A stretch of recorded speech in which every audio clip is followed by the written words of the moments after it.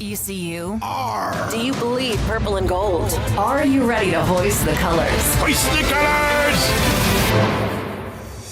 It's time for the most in-depth look into the world of ECU athletics. Welcome to Hoist the Colors with your host, Stephen Igo on 94.3 The Game. Watch the show live on Facebook and at 943thegame.com. Here's Stephen Igo. Welcome in. It is Hoist the Colors on a Thursday edition of the show. A rainy day in Greenville. ECU softball set to play tonight, scheduled to play at 7:30 against North Texas in the American Conference Tournament quarterfinals. We'll see if they get that game in. That first pitch has been bumped back to 7:30, so we'll keep you updated there. And we're going to talk some softball, how the bracket's looking in segment 2. Also, just got an email a few minutes ago with the official contract between Mr. Beast, Amazon Prime, and Dowdy-Ficklen Stadium, East Carolina University. So I'll share some notes from that. I had full disclosure, I just got it about 10 minutes ago. This document is several pages long, 20 pages long, with 57 bullet points. So I'm still reading through it, but I'll share some of the early highlights I've discovered. As that's going on, we also have graduation going on, which is tied to Dowdy-Ficklen Stadium as well, and we'll see how the rain and Beast games impact that too. So I'll share some of that in segment 2. We also are going to get into some football discussion. Yes, it is May 7th, but it's never too early to talk some Pirate football. We're, I think, around 120 days away from kickoff between ECU and Alabama. And we did some previews going into the spring positionally. We've learned a lot since then. We don't have the full picture yet, but we have a better idea. So we'll dive into some football. We're going to talk some Pirate baseball the last part of the show with Dylan Johnson, play-by-play voice. He'll be in studio to join us as well. So busy show. Comment section is open on YouTube, Facebook, and X. If you got something to say, drop in the comments. We'll get to it over the course of the next hour. Philip Pilkington, he is, as he always is, in the 94.3 The Game studio, producing, throwing things together behind the scenes. Philip, how you doing on this rainy Thursday? Good, man. How are you? Pretty good. Trying to digest some information from this Mr. Beast thing, but I'll read it one final time in between breaks 1 and 2. We'll share some highlights from that segment 2. Let's talk some football. Let's do it. It's we're our plan at least is to take this show through June for our July hiatus, and in order to do that, we're going to have to talk a lot of football because baseball season is not going to last forever. We hope it goes through the end of June. Realistically, I don't think it's going to make it that far, but hey, I would love to be proven wrong and the Pirates go to Omaha and make a deep run. But I want to hit more so the team angle right now, and then we always do our positional opponents in June as well. So what I want to do is kind of start with each position, and today we'll do quarterbacks because that's kind of the obvious one.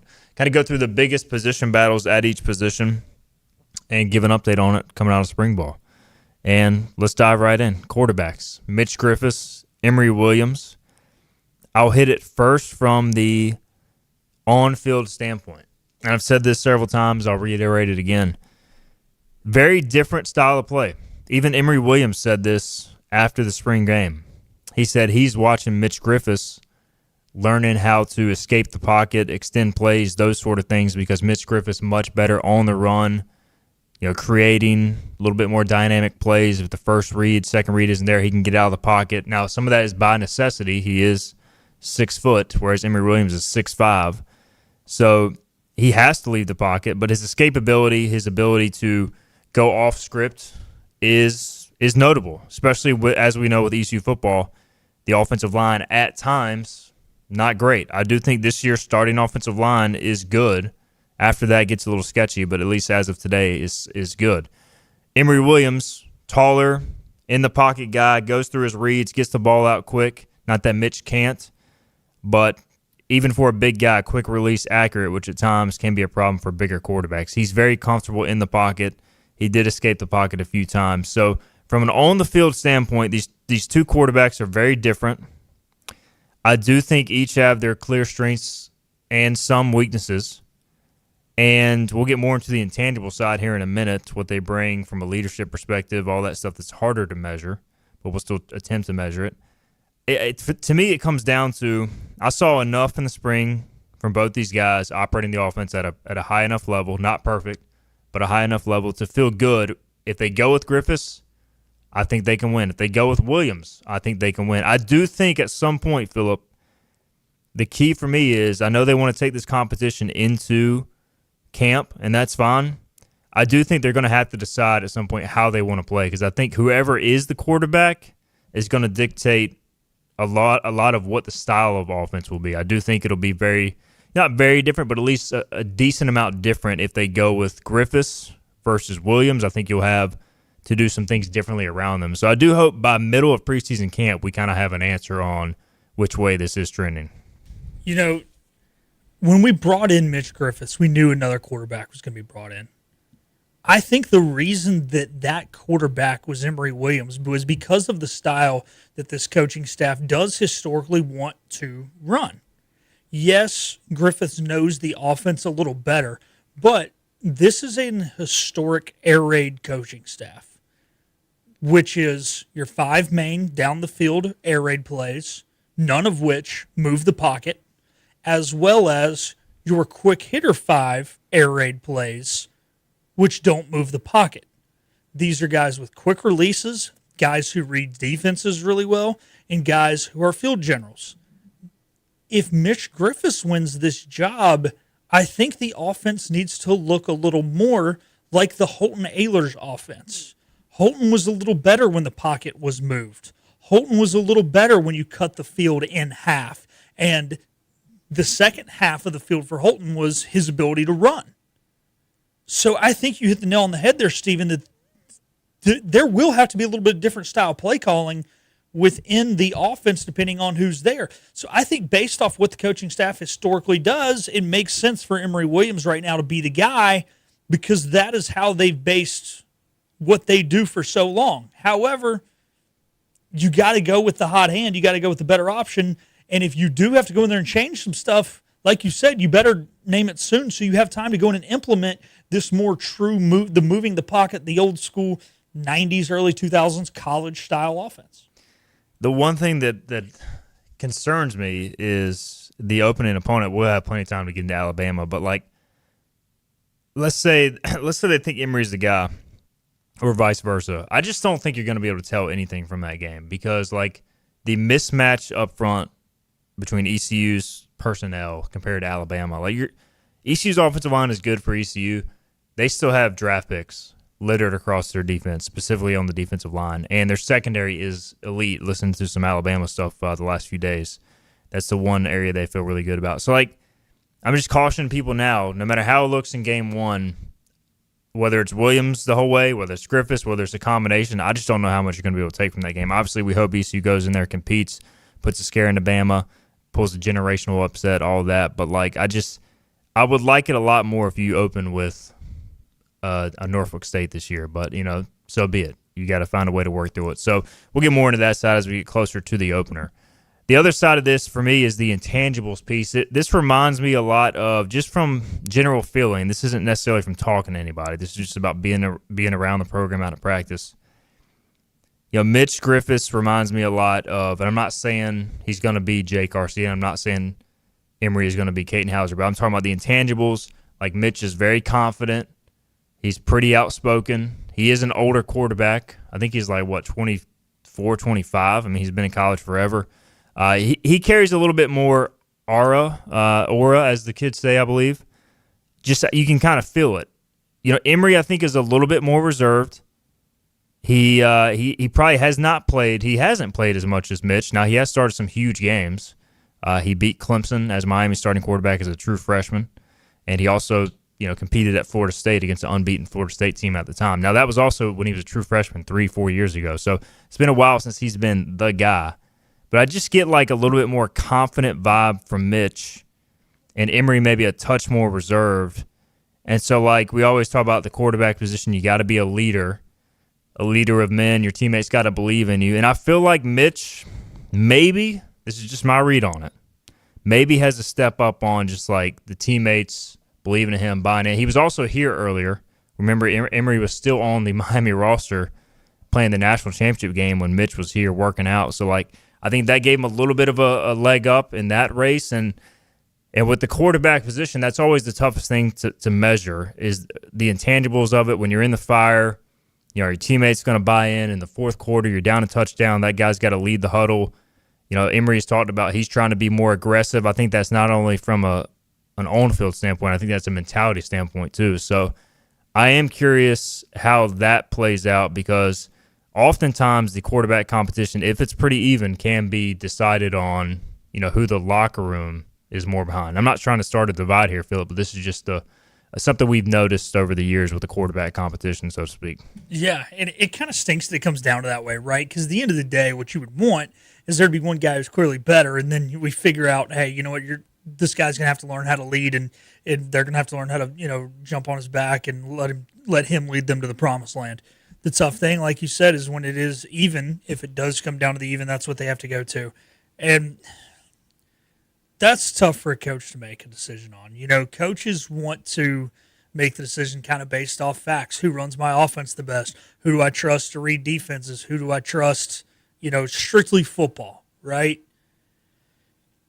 Sometimes, though, the guy who's more outspoken, yeah, maybe they can get more on his back, but also maybe he can come across as arrogant. And I'm not saying that this is necessarily the situation, but sometimes, it can almost remind you of if you ever saw the Disney movie Game Plan with Dwayne Johnson, where he was the leader and he was outspoken, but he was an arrogant cuss and nobody on his team really liked him. So where is that fine line, right? Sometimes is the calm, cool, collective, quiet guy the better guy, And look, when we've seen it, I think when Bledsoe went down, Brady was kind of a quiet, not the outspoken guy he became late in his career, and obviously it worked out pretty well. It was something he had to grow into. So I really hope it doesn't come down to a situation like that. I really pray it doesn't, because if the coaches end up making the wrong decision and it was based off something like that, that's going to be a tough spot to be in. But you're right, Stephen. We're dealing with humans. We're not dealing with computers or robots. There's the human emotion side of this. There's the human buying in, playing together, working together side of this. And it has to be a huge factor because that's human nature. No doubt. And like you said, hopefully we get to a point where on the field, the guy whoever the guy ends up being just separates enough from a command of the offense execution standpoint to where, all right, it's clear this guy needs to be quarterback one, and they go with it based off that. So, but I just coming out of spring, I feel like they're very torn. I think this is a true quarterback competition going into preseason camp. All right, some more comments we'll get to here in a minute, and I want to hit the other side of this competition in that, it's not only about quarterback one, quarterback two. Obviously, Mitch Griffiths and Emory Williams are going to represent those if healthy. Quarterback three is the other side of this. You have Cole Hodge, a redshirt freshman, and you have Trey Burke, a true freshman who enrolled early. And I put out a projected depth chart. You can check it out, hoistthecolors.net, 50% off special running now. I dropped the defensive depth chart today as well. But I got the feeling watching spring that Trey Burke might have been a touch ahead of Cole Hodge, but then Hodge played really good in the last few scrimmages from what I saw. Look, Burke has the better tools. He's bigger. He's more physical. He's taller, all that good stuff. He's got a higher ceiling, but I think Hodge kind of operates the offense at a little bit of a higher pace right now. And so I am curious to see what direction they go QB3 because Burke makes some incredible throws at times. Now, he does have the tendency to have the ball sail on him if he's throwing down the field, which can lead to some turnovers. But Hodge would probably be more the safer play at quarterback three. I just don't think he's going to be able to go out there and take over games, so to speak. And not that Burke can at this point either, but quarterback three for me comes down to, safe versus more of a raw prospect. I think you want to continue to develop Burke maybe with more reps, but if it comes down to a game situation, hopefully we're not in this situation, Philip, but I think Hodge may be the safer play. Yeah, and so what quarterback three most likely, if it does come down to a game situation, is quarterback one or two is injured, and now the guy who's commanding the offense has his helmet come off for one play. In that case, if it's one play, you definitely want to go with the safer option. One thing we've got to think about, Stephen, you mentioned redshirt freshman. That's a loose term. Cole Hodge is supposed to be entering his junior year of college. He had the injury playing basketball in the summer going into what was supposed to be his freshman year that delayed his enrollment for 1 year. Trey Burke is supposed to be getting ready for prom right now. There is a difference there. The guy who's 2 years older is going to be the guy who probably is going to make the better decisions. He's been in a college film room longer. He had a whole year of his life where all he was thinking about was football because he was done with high school and not even in college yet because he delayed the enrollment. So there's that side of things. So I think, yeah, hypothetically, one guy's out, other guy loses his helmet. Give me Cole Hodge. But like you said, if you're going to develop a guy to be the future quarterback at East Carolina, a guy you think can win you a conference championship, a guy you think can get you in what could be a 24-team college football playoff here in the future, Trey Burke stands a better chance of leading you to the promised land. So that is the tough thing. How do you manage reps at practice, right? You want to develop the guy for your future, but you can't sacrifice right now. Hey, Cole Hodge has to go in there for one play. He craps his pants. You turn the ball over, and it costs you a football game. Yeah, and both battles worth watching here going into preseason camp. And I didn't know if ECU would add a fifth scholarship quarterback. It doesn't seem like they are right now, which leads me to believe they're pretty confident. And look, if you get to quarterback 3, if you're any program in the country, you're in trouble at that point. So tell that to Ohio State when they won the national championship. Ohio State, different animal. So if we had the Ohio State budget or the Michigan budget, we could go out and buy Jake Garcia again as quarterback 3. He's still playing. Did you see where he ended up? Furman? He's at Furman? He's at Furman. He went to the other Greenville. Yep. The one who actually shows up on the ESPN graphic. Somehow just can't give it up. I thought he was supposed to get a job like 2 years ago, and yet here he is still playing football. All right, a few comments here. We got to get a break in. John Moody says, I'm officially in football mode. Baseball is all but dead to me. Just booked our flights and rental car for Alabama this morning. Bruce Willis says he's Team Griffiths. Kenny Curlin says, Emory is my bet. I like his size and accuracy. Chuck adding, if Appy can beat Michigan, we can beat Bama. Upset special. ECU 35-31. Bruce saying the lack of continuity on the offensive line predicates you have to have a mobile quarterback. That will be very obvious early on. I do think Mitch may be the play against Bama. I just don't know if he'll be the play long term, but we can get more of that discussion going into that game. And Davy Jones adding, Alabama does not know who their starting quarterback will be either. That is true. Although they have the number 2 quarterback, the number 2 player in the country as well. Keelan Russell, 5-star recruit. Heard really good things about him. He is a true freshman. He's battling veteran Austin Mack for the job. A lot of people at Bama think both will play in that ECU game early on, but Keelan Russell seems to be like the guy they feel like they can win a Heisman one day. So, it's obviously hasn't taken a college snap, but I think they've got plenty of talent there in Tuscaloosa. So we'll see how it plays out. But on the ECU front, it'll continue into preseason camp. We'll continue to follow this story. Mitch Griffiths versus Emory Williams. I think this team overall, we'll get more into it with our further position breakdowns, is good enough to compete for a championship this year in the American. It just comes down to, can they get good quarterback play and consistent quarterback play? So we'll keep an eye on this, obviously, the rest of the offseason leading into the opener. Let's get a break in. We come back. I'll dive a little bit into this Mr. Beast contract. Beast games going on inside Dowdy Ficklin Stadium. I've got that in the email inbox. And also we'll take a look at the updated softball situation as well. Pirates set to play tonight in the quarterfinals as they host the conference tournament. We'll be right back. This is Hoist the Colors. You know what the problem is with standard belts? Usually you have to choose between too tight or the opposite, too loose. But with Anson Belt and Buckle, you don't have to choose. We got rid of the holes and instead have a track system designed for micro-adjustability. That way you can enjoy a perfect fit every time. Anson Belt and Buckle. Find your perfect fit today.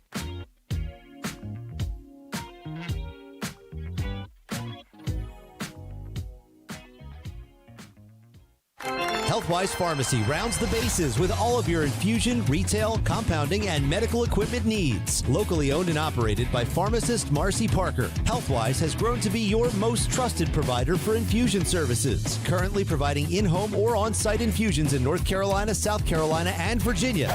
Visit Healthwise Pharmacy at 615B South Memorial Drive or call 252-295-0059 to speak to a patient service representative to find the option that best suits your needs. The best burgers around. Everyone loves a thick, juicy, and fresh burger. Tiebreakers does real burgers better than anybody. And don't forget about the cheese sticks, fresh salads, and more. So don't just go to any burger-themed restaurant chain. It's time to break the chain and eat local. Tiebreakers, burgers and sports at its best. Go Pirates! Arrgh! In this age of globalization, we've learned that bigger isn't always better. Ever tried to get phone help from a big corporation from a real person? Right.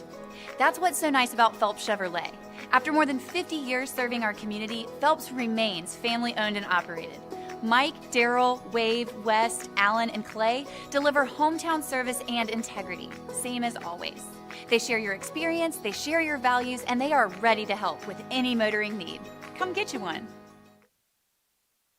Daughtridge Gas and Oil has been your dependable propane supplier for 95 years. Their trained technicians can service and properly install all your propane and natural gas appliances. Plus, Daughtridge Gas and Oil is your backyard expert with fire pits, grills, smokers, and more, including quality outdoor furniture at their Greenville Patio and Hearth Shop at 1901 Charles Boulevard. Go by and see the knowledgeable staff at Daughtridge Gas and Oil for propane delivery or call 756-1345. You have a choice when you invest in insurance, and when you choose First State Insurance Advisors, you're working with people you can trust. Clark Stallings has deep ties in the community. His team, including Keaton Smith, Regina Asby, Phil Leva, Max Joyner Jr., Max Joyner III, and Ginger Smith, provides knowledgeable and professional advice. First State Insurance Advisors is an independent insurance agency. They offer all types of personal insurance as well as various types for business. Call or email First State Insurance Advisors today. We want to be your trusted source. Every ECU fan's one stop for all things ECU athletics. This is Hoist the Colors with Stephen Igo on 94.3 The Game. All right, welcome back in. Hoist the Colors here, segment 2. We'll have Dylan Johnson join us here shortly, ECU baseball play-by-play voice, to look ahead to Rice. I've done some early research. They seem to have a pretty stable rotation, a couple good relievers, okay offense, but we'll dive more into them and get Dylan's take on his latest trip out to Memphis. Where does that rank amongst his other conference road trips in the American? Philip Pilkington producing today. We'll hit softball in a minute.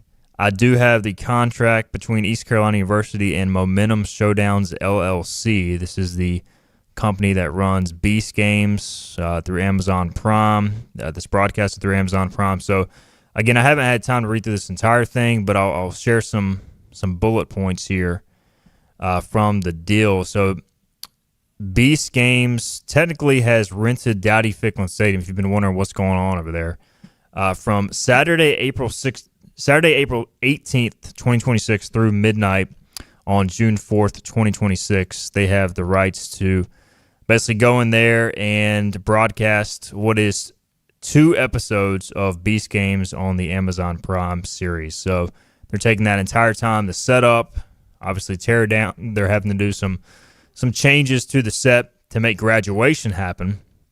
So the overall fee that ECU is getting from Beast Games or from Momentum Showdowns, however you want to term it, is $285,000. Now, that in itself is a pretty large number, maybe not as large as I initially anticipated, but the other big thing about this is in the agreement, it's essentially written that none of the trademarks or logos in the stadium can be covered up or blurred out. So basically, ECU is going to be all over these broadcasts throughout these 2 episodes. They're also, from my understanding, going to do some sort of feature on the stadium. I don't know if that'll be an actual part of the Beast Games or something that's shared just on social media, but ECU is going to get a lot of long-term recognition because obviously they're going to get the payment, which is great.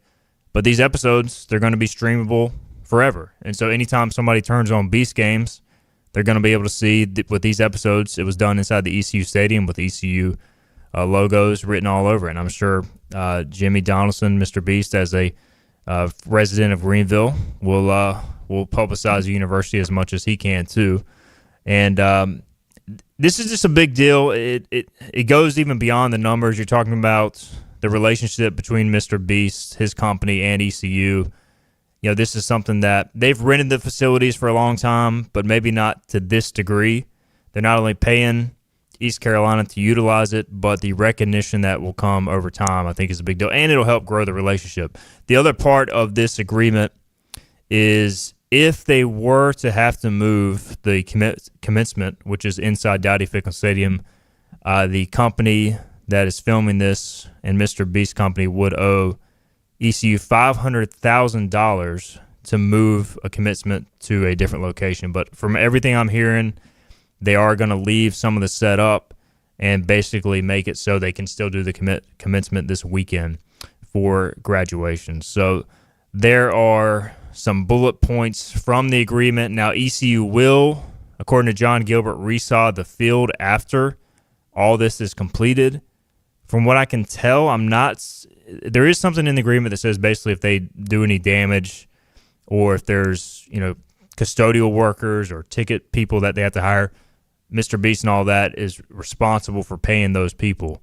I'm not seeing anything, and I'll have to dig a little deeper, that they'll have to pay to resod the field. I think that's going to be an ECU cost, but I'll double check that when I get some time. But overall, Philip, seems like a fair agreement. Maybe not the numerical value some were thinking, but I think if you kind of look at it from the broad scope of just the recognition the university will get, short and long term from this, it'll be significant. Hopefully lead to more things happening between Mr. Beast and East Carolina. Yeah, you hope it maybe starts this is kind of the foundation of something that could be bigger. But yeah, 286 is low. I mean, any money you can get, especially this day and time. I mean, 286, I'm guessing, could fund maybe one of your non-revenue sports for the whole year. So that's more money you can now put into rev share for your big time sports. But I'd be finding any excuse I can to be like, oh, we weren't able to do commencement. Sorry, $500,000. Had to move it to the basketball arena. Man, packing Minji's. First time we packed Minji since Marquette showed up with D Wade. I guess there's the Education Day games for women's, but no. I mean, I guess that's great, but no, I think they should be paying to resod the field because how much? I don't know how much sod costs. I'd have to ask the grounds crew guys, but I mean, you're going to be using a good chunk of that change to resod the field. If all you're getting is the 286, I mean, like I said, anything's better than nothing. The advertisement is cool, I guess. I mean, maybe there's some kid who sees it, then uses us in NCAA football and becomes an ECU fan, but it's not like I think our logo being in it's going to really we're not going to see a direct return on that investment. So that's more just like free marketing. Yeah, it's free marketing. So I don't know, man. And I don't know. It's cool, but I mean, it's Amazon Prime. So I have not watched Beast games, but I assume it's a pretty decent sized audience for a show. So I mean, I think our intern Kayleen says yes. Have you watched it? I know. She's watched it. There you go. So hey, the younger generation we're going to get to with this. So I think there's the marketing side of it. You probably have to do some sort of studies that I'm not smart enough to do to extrapolate what the long term value would be from that.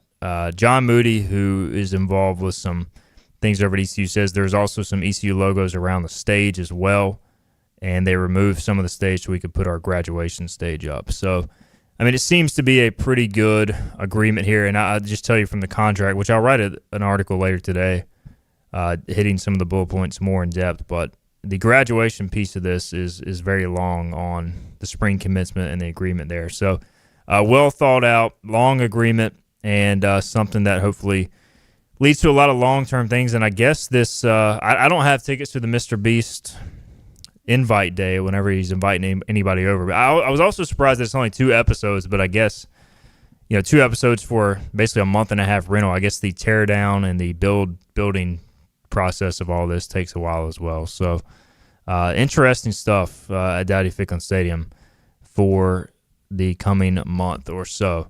All right, John did ask as well, or maybe it was somebody else wanted to know, I think it was Cameron, yeah, what will ECU use of the payment from Alabama for rev share? Basically all of it, Cameron, except for travel expenses. So ECU is being paid, speaking of money, $1.5 million to play this football game at Alabama.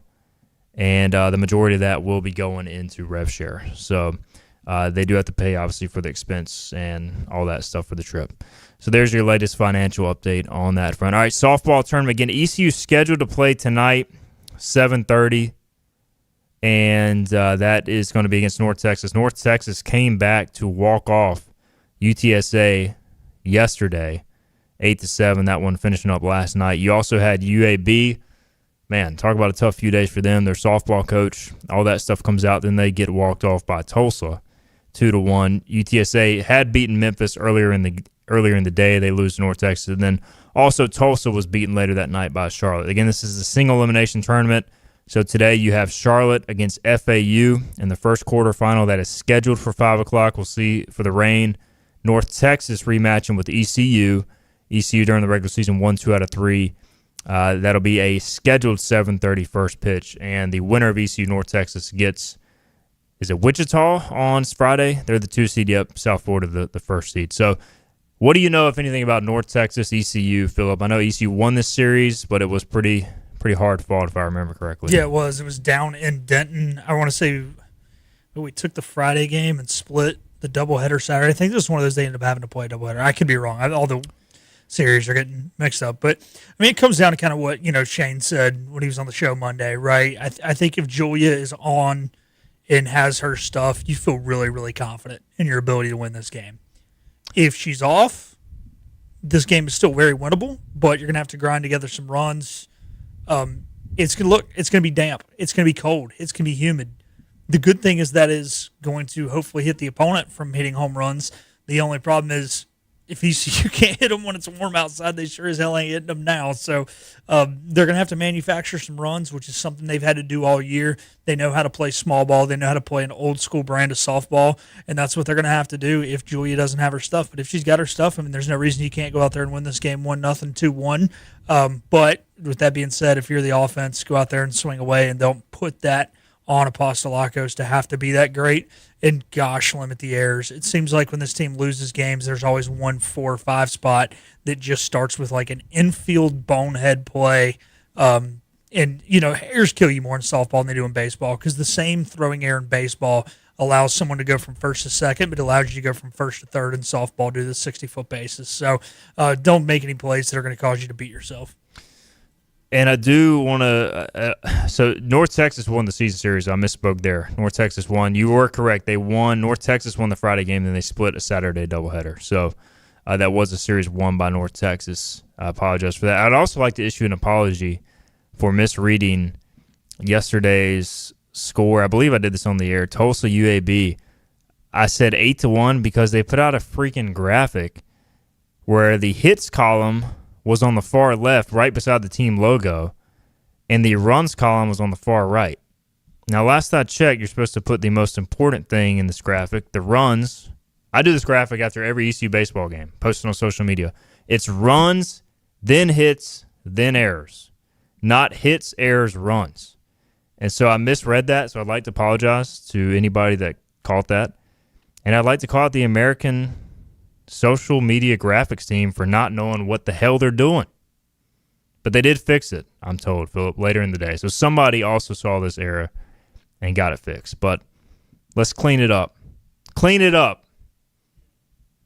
Yeah, no, I noticed it right as it happened. So I knew the game had ended 2-1, and then I saw 8-1, and I was like, how did it end 8-1? They walked it off. They didn't score 8 runs on a walk-off 2-run single.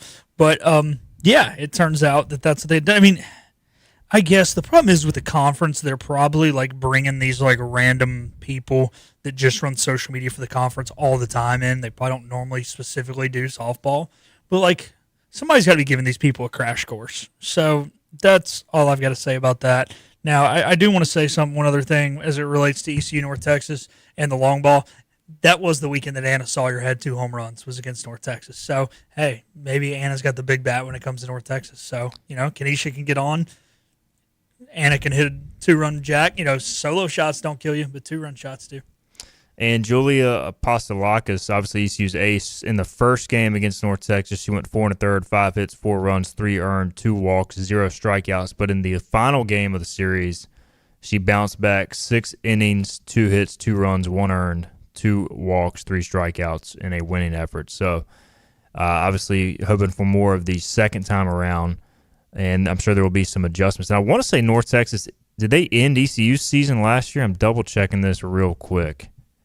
It was South Florida, so I'll take the back. I think it was a couple years ago North Texas ended ECU's season. So either way, some revenge perhaps on the menu as the Pirates take on North Texas. Again, scheduled for 7:30 tonight, and we'll keep you up to date on the start time of that one. Potentially could be pushed into, hopefully not Friday, but could be due to rain. Yeah, it was in 2024. North Texas ended ECU season. All right, let's get a break in. We'll come back. We'll talk some baseball. Dylan Johnson is going to join us, ECU baseball play-by-play voice. We'll ask him about the trip to Memphis. Did he have a better time than the team? And we'll also look ahead to Rice coming to town this weekend. This is Hoist the Colors. This is about you, your family, and the health of all who live in Eastern North Carolina. This is about the transformation of a health system into something more powerful and more human. About creating new ways to treat disease and keep you well. This is about ECU Health, which is to say, it's really all about you. ECU Health. Minds, hearts, purpose. You have a choice when you invest in insurance, and when you choose First State Insurance Advisors, you're working with people you can trust. Clark Stallings has deep ties in the community. His team, including Keaton Smith, Regina Asby, Phil Leyva, Max Joyner Jr., Max Joyner III, and Ginger Smith, provides knowledgeable and professional advice. First State Insurance Advisors is an independent insurance agency. They offer all types of personal insurance as well as various types for business. Call or email First State Insurance Advisors today. We want to be your trusted choice agency. Acre Station Meat Farm, along with Lane Angus Beef, bring you Farm to Fork Beef. Stock your freezers now with affordable beef boxes, just in time for the grilling season. Farm to Fork Beef brings quality local beef to your family. From your traditional butcher shop, Acre Station Meat Farm. Come on down to Acre Station Meat Farm and find out why we're #1 in fresh cuts and friendly service. Acre Station Meat Farm, Highway 32 North, Pinetown. In Eastern North Carolina, people appreciate things that are straightforward, honest, and dependable. For decades, our team has focused on cutting through insurance complexity for the communities we serve. And now, we're bringing that same mindset to our name. We're Flatlands Insurance Group, a simpler name that reflects the same local team, the same values, and the same commitment to the great communities we feel blessed to be a part of. Flatlands Insurance Group, your whole world is covered.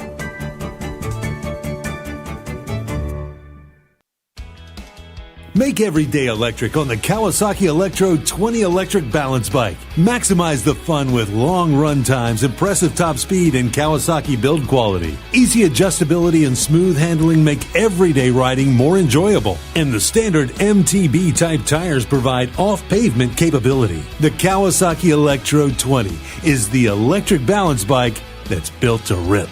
Go to Ron Ayers Motorsports, Memorial Drive north of the airport, Greenville.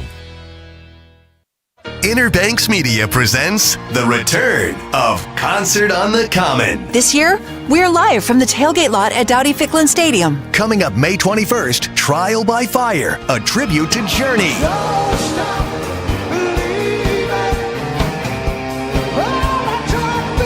Join us Thursday, May 21st for Trial by Fire at the new Tailgate Plaza next to Town Bank Tower at Dowdy-Ficklin Stadium. Details at concertonthecommon.org.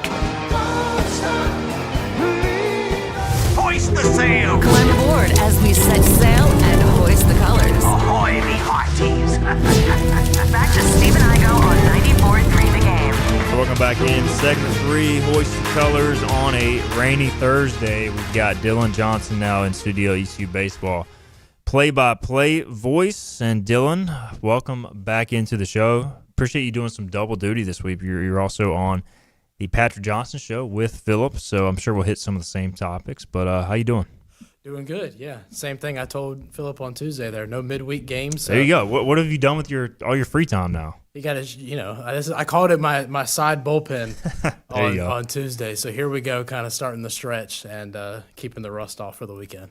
And to be honest, if you're really throwing bullpens, ECU might need you right about now because they're down some arms. So maybe how's the curveball looking? Can you go out there and spin it at all? The results are going to be awful if they put me out there on the mound, but I can cover an inning. There you go. Get some outs. Maybe have some guys hit into some outs. All right. So before we dive into Rice, Memphis obviously was a disappointing week for ECU baseball, 1-3. We can talk about that. I think we've hit that a lot. Let's talk more about your trip, man. How was Memphis, Tennessee? Did you get a chance to try any barbecue or any of the good stuff? They're kind of known for their ribs. So I don't know if you got any of that. Barbecue, yes. Ribs, no. Okay. Otherwise, pretty uneventful trip, honestly. I mean, there was just a place that was nearby to the hotel that I went and tried out, but didn't go anywhere crazy for the weekend. I just with working from the hotel room also on Friday, start of the trip. Just you get little pockets of time, and sometimes you don't have enough time to really do anything. And then Saturday and Sunday, I mean, you're pretty much waking up and it's about time to start getting ready for the game. So FedEx Park, where does it rank on the Dylan Johnson visiting power rankings parks? Not bad. I got to put it, in the upper half of the American for sure. Crowds weren't bad, but they put it into kind of some good perspective. Again, it's another takeaway. Anytime you go to any of these road trips, you realize how spoiled we are with Clark LeClaire Stadium, just with like the way media is treated. But then like the crowd and atmosphere in the field at Clark LeClaire. So like Saturday and Sunday, they had a decent number of people there, but I had heard kind of one of their staffers, this wasn't like an athletic department staffer, but just kind of like a game day worker, who they were talking about something. And they said, well, we have to do it this way because there's huge crowds here today and yesterday. And I was just kind of like, okay, yeah. I didn't see any huge crowds on the broadcast, but there was a decent amount of ECU fans there from what I could tell, but I guess some Memphis fans as well. All right, the real question is, you got Boca coming up in a few weeks. Not to look ahead here, but are you prepared? Do you have your sunscreen already packed? We know Scott Rogers got toasted, and you're going in mid-May. So, I mean, look, it's going to be like 85 degrees. Yeah. They're probably going to have you under a tent that may or may not cover you from the sun. Are you prepared for that? Or are you just focused one game at a time on the Rice currently? You know, I feel like with my broadcast setup, it's okay to get out ahead of myself a little bit and start thinking down the road here. So, am I prepared? Yes and no. Yes, I know what to expect. I've heard from Scooter. I've heard from Corey Glore. They'll all tell you what it's going to be like. But no, I'm not prepared in terms of, I don't know how good the video quality is here, but as you can see, I will get burnt in a heartbeat anywhere, let alone in southern Florida in mid-May. So fingers crossed the tent will help out a little bit. But honestly, like that Friday evening and then Saturday, if it's a 4 p.m. start, you know, that sun gets low enough, it doesn't really matter. It's hitting me square in the face either way. So I do want to remind you something else happened to Scooter. Not only the sunscreen thing, do you have any sort of, I hate to use the word weapon, but we're going to do it anyways, weapon of choice? Because one time Scooter said that someone stood up during a play. They put you in the bleachers, and someone stood up, and their butt was just right in his face while he was trying to call the game. Yeah. So have you considered a pellet gun, maybe the salt gun, maybe the spray bottle that you use on the cat? I mean, how are you going to get people to keep from standing up? Are you going to flick ice cream on them, which I guess ice cream would just be melted? What's the plan? You know, I'm going to, if that happens, I'm going to take the high road. I'm going to work through it for the inning, and then in between innings, I'm just going to be like, you know, hey, pro, take a seat. Move somewhere else. Dylan's such a nice guy. He's too nice. He doesn't. I kind of want to hear you choose somebody out on air, on the hot mic. That would have this as back and forth. Yes. That's natural sounds in the ballpark. Yeah. You know, that's really pulling back the curtain. That would make for quite a listen. So maybe we'll do that. You know, last time I was in the bleacher setup, that was UAB last year. Ironically, we mentioned Scooter. He was there for that series, and he sat up there around me for most of it. And he was the one who was making noise in the background for the majority of the time. You remember, Bill? He dropped something. I can't remember what it was, but he dropped something, makes this huge like clanging noise or something like that. And so that was all Scott Rogers. Well, he's so dang clumsy. That's the problem. He is. He's Scooter, man. What else do you expect from a guy named Scooter? By the way, so you're going to be. I guess you're going to stay in Florida with the team, right? You're going to go from Boca to Clearwater, so that's going to be. I mean, it'll be fun, but it'll be hot. So looking forward to that. All right, we'll talk Rice next segment because we got to get a break in soon. You know, just this team we've talked about Dylan all year. You know, the roller coaster continues on. It was a disappointing week with, you know, when you were there, you probably have a better look at just the body language, kind of the engagement of the guys. How do you feel like they kind of handled a disappointing week? Do you expect them to bounce back coming back home? I do expect them to bounce back. I think they've done that well throughout the year, which kind of adds to, I know, some of the frustration for ourselves or fans is that they'll bounce back and do it again, and then you get a few games strung together of really good performance, and then another clanker or two comes along. But, you know, as far as the body language when we were there, I mean, I was as surprised as anybody with Sunday's game because, you know, you lose on Saturday in a disappointing fashion. But then, you know, we're taking the team bus over from the hotel to the game on Sunday. And, I mean, the energy was great. You know, I thought players, you know, they've got music blaring. They're upbeat. They're energetic. You know, it seems like they're coming into it exactly how you want them to. I felt like, okay, they're in a good headspace. They're going to win this game pretty easy today. Got off to a good start and everything, and I felt like this is playing out exactly how I thought it would. And then the third inning happens, and then the entire just game flipped. It was, kind of reminiscent of the way Coach O described that game in Raleigh against NC State, where you got the only 2 runs scored on walks when you had the bases loaded. And just from that point on, it was a completely different game. And, I mean, obviously those are big blown opportunities. I mean, make no mistake about it. And we see in baseball all the time, Dylan, MLB, college, whatever, like that one crooked inning can decide a game. But, like, I'm just ready for this team to, all right, take the mentality of, okay, that happened.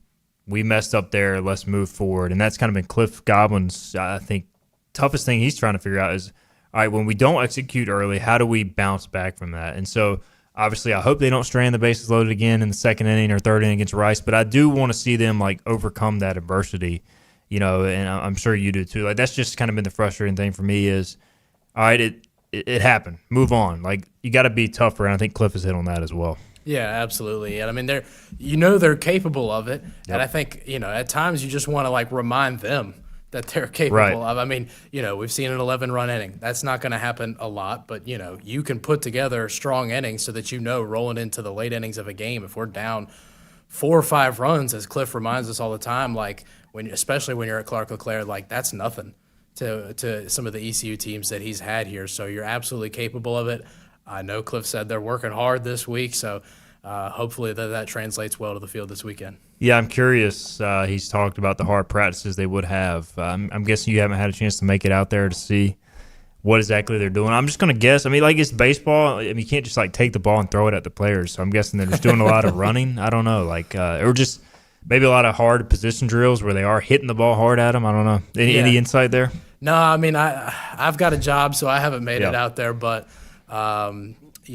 Maybe it's more reminiscent of like Mission Week back in like the fall type deal. I mean, it hopefully bodes well. It reminded me of, what was it? I want to say the 2016 team. Did Travis Watkins said they did something similar. They were kind of sputtering in Clearwater towards the end of the year. Had a week practice that he said was as tough as it had been all year long, right at the end of the season, and obviously. We know what they ended up doing in the postseason. Yeah, so you can get tough. And we saw, I've seen a lot. I know we got to get breaking. I've seen a lot of discussion. This team is what they are. They're not going to hit their stride. We saw them hit their stride going into the conference tournament last year. So who's to say it can't happen now? So, look, it's been frustrating, but they're still in position to get in at large. And obviously, this is a big weekend with Rice coming to town. Let's get a break in. We'll come back. We'll hit more about the Owls with Dylan, what to expect this weekend. And we'll wrap up the show after this. Get ready to bring on the savings at Greenville Toyota with major deals on brand new Toyotas like a Camry, $229 a month, or RAV4, $279 a month. Now's your turn to save at Greenville Toyota. In Eastern North Carolina, hard work matters, and it always has. At Flatlands Insurance Group, we've been showing up for our neighbors since 1963, helping families and business owners navigate change, weather tough seasons, and keep moving forward. Decades later, our purpose hasn't changed: to help protect what you've poured your time and energy to, from your home to your health to whatever comes next. Flatlands Insurance Group, your whole world covered. Your confidence makes everything look good. You see the world in vivid color, not black and white. Swing through your neighborhood Fantastic Sam's Cut in Color and let our experienced stylists take you from everyday to extraordinary. Fantastic Sam's hair salons are locally owned and operated. Our full-service salons are conveniently located in Goldsboro, Kinston, Greenville, New Bern, Jacksonville, and Calabash. Stop in today at Fantastic Sam's, where the possibilities are endless. At National Finance, we're all about hometown support, just like ECU football. National Finance helps us win on and off the field. They've got your back when you need it most. Fast, easy personal loans for life's big plays. And just like us, they're committed to Eastern North Carolina. National Finance, proud supporters of ECU athletics. Visit nfcmoney.com for loans as fast as today. Your future is full of possibilities, and Pitt Community College can help you explore every option. You can earn a degree, learn a trade, transfer to a university, or launch a new career. We offer the support you need to succeed with flexible schedules, affordable tuition, and programs designed for the real world.